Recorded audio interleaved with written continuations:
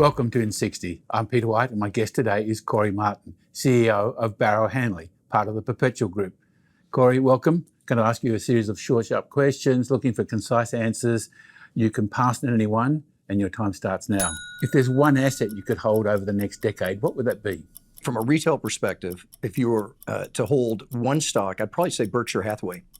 Berkshire Hathaway and one stock gives you exposure to tech, telecom, financials, energy, very diversified business. And it's not all about Warren Buffett. It's about the underlying managements of these companies are top tier. In the event of financial Armageddon, what do you own? Crypto, treasuries, cash, or gold?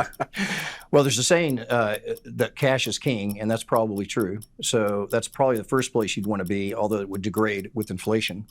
I think you can still buy U.S. treasuries if you stay on the short end of the yield curve, but you've got to move very quickly because that'll be priced in very quickly. What's the best piece of advice you've ever received? Probably two things. One was from my father at an early age, and he said, you're going to make mistakes. That's part of living. When you make a mistake, acknowledge that mistake, learn from it where you can, and then move it over here and forget about it and move forward. Don't let it dictate where you're going to go next. The second thing would be, and I got this from John Templeton early on as a value investor where I worked 25 years ago, was, never blindly follow the herd.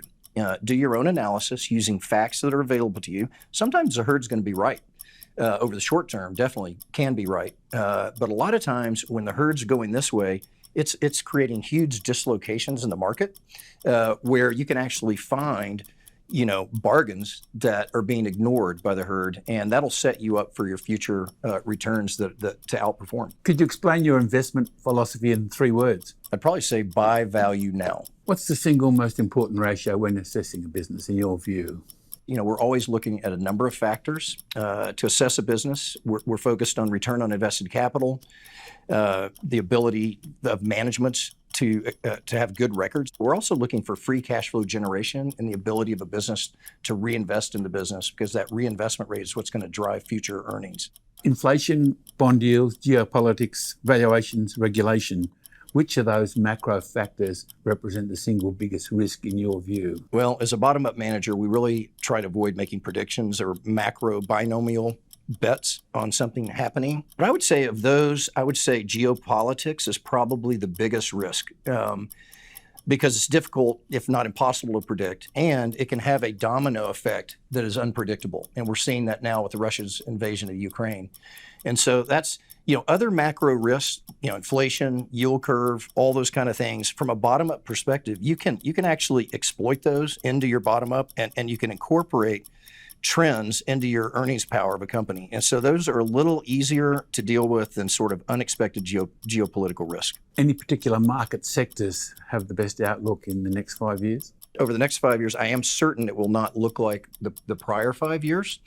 We've got a totally different environment now. We've got rising inflation, rising global rates, unprecedented global stimulus. We have $30 trillion globally of monetary and fiscal stimulus in the market. We've never seen that kind of stimulus before. We've also got record high valuation spreads between growth and value, and we've got record high performance spreads. And so the market is very narrow, and so I would probably lean away from making a prediction on what's going to work. But it's not going to be the same thing that just worked for the past 5 years. I'll put you down as a pass for that one.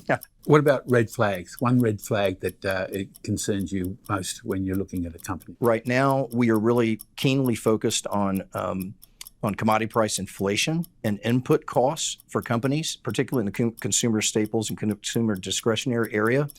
And we want to make sure that, and we are finding value in these areas because they're out of favor. People are worried about supply chain management. They're worried about inflation.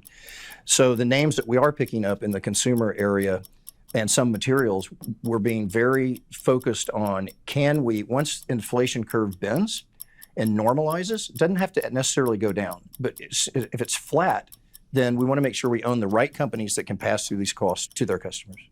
Finally, the most pressing question of all, pineapple on pizza, yes or no? I'd say no. Cory, thanks very much for talking to us today. Thank you, Peter.